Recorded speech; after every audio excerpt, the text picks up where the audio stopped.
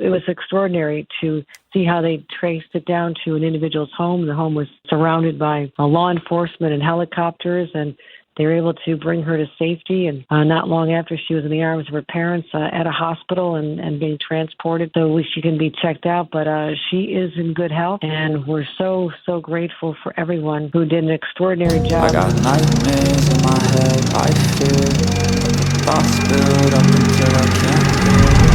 My mind fills up into a creature, and it haunts me somewhere much deeper. I got nightmares in my head, I fear the thoughts build up until I can't hear. That my mind fills up into a creature, and it haunts me somewhere much deeper. Hello and welcome to True Crime Rocket Science, the most authentic voice in true crime. Well, good news, wonderful news. You don't often see this in this kind of situation. You don't kind of see this result in true crime. Just 2 days after vanishing on Loop A, 9-year-old Charlotte Sena has been recovered, safe and healthy. It's seldom that we see happy endings in these types of cases. In this case, a 47-year-old local, Craig Nelson Ross Jr., was actually identified just 10 hours after state police, I think they were doing surveillance on the Sena home. They saw this individual drop off a note demanding money in return for the Sena's 9-year-old daughter. It appears they found fingerprints on the note tracing back to a 24-year-old DWI arrest in Saratoga County. Right, that is driving while intoxicated. So what do you think? Was this a sexual crime? What sort of predator are we dealing with here? Before we get to that, if you haven't subscribed to the channel, please do. If you're enjoying this coverage, please like, share, leave a comment. You can also hit the thanks button and let's get started. So I think there's a clue to that question. What sort of person did this? Well, you had to go back 24 years to find a driving while intoxicated arrest in Saratoga County, and I wonder whether this individual's forgotten about it himself. The initial reports seem to confirm that Ross Jr. Had a prior conviction for SA, you know what that means, but authorities have since confirmed he's not on any list for sexual offenses. It basically took 48 hours and 15 minutes for the cops to catch up with the man who took Charlotte and bring her to safety. And there's quite a strange twist in what they found when they caught up to him. According to the messenger.com, quote, investigators tracked Ross to a trailer where he lived with his mother. So this was a mommy's boy, probably a bit of a hard on his luck, middle-aged dude, probably unemployed, struggling in some way. Anyway, Sena was allegedly found hidden in a cabinet in the trailer, and Ross was arrested after some resistance. There's no word about where his mother was when this arrest took place. According to authorities, he suffered some minor injuries during the scuffle to arrest him. Ross was still being questioned at 11 p.m. Eastern Time and is yet to be charged. It also has not been determined, according to this article, if Ross and the family have any kind of relationship.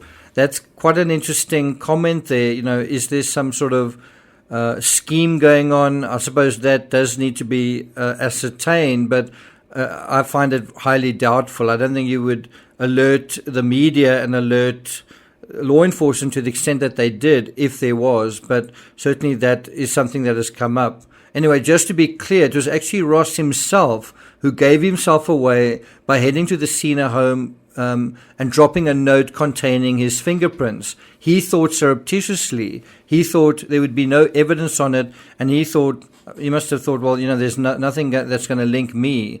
Perhaps he'd forgotten about that DWI incident. But in any event, that is what got him snared. By Monday night, the cops put 2 and 2 together, and the trail led to Ross. That's fast work, and New York law enforcement ought to be commended on this one. Now, obviously, if Ross had been watching this channel, he would have known that you can actually leave fingerprints on paper, as we established during our coverage of the Ramsey case. In the next analysis, we want to compare similarities and differences between the Ramsey and the McCann cases, those sort of together, and this case. And those are both cases that want the public to believe this sort of thing happened, that it was perpetrated by a stranger. I can think of only one other case like this with a similar outcome. Cleo Smith in Western Australia. Usually we don't see happy endings, but sometimes we do, and I think we've got to celebrate when that does happen. I must say I also saw somewhere online a tweet of some kind suggesting that a camera, some kind of camera in the area, filmed Sena being taken, thus providing confirmation via social media. And I've learned to be careful of that sort of thing. That sort of thing where you really, there's this incredible thirst, this incredible demand for answers, for information, especially very early on. And then suddenly social media provides it just like that. But the creator of the tweet wasn't identified in the thing I was looking at, and it seemed to be social media getting up to its usual tricks. Does anyone know if there was footage recorded? Because from the mainstream media narrative, it seems to be saying that it was through surveillance and through this letter that was left in the mailbox of the Sena home that they were able to figure out what was going on. What still remains something of a mystery is where this happened and how it was actually executed. There was a ransom note that was left at her parents' home, and yes, the fingerprints there assisted the police in identifying the suspect. So we at least have some clarity on how law enforcement closed the circle, how they were able to apprehend the suspect. What we still don't know is what actually happened. And so from this aerial image, we can see a path intersecting close to Lupe from Old Saratoga Road. And that road seems to be the way that the perpetrator found his way into the area, the way that he got into the area, and also how he left the area. And so I think we do want to know, was a vehicle involved or did the suspect live in a trailer very nearby, or both? I'm sure that information will be coming out over the course of the next few days. Now, regardless, I think this case provides a blueprint for how to investigate these sorts of incidents.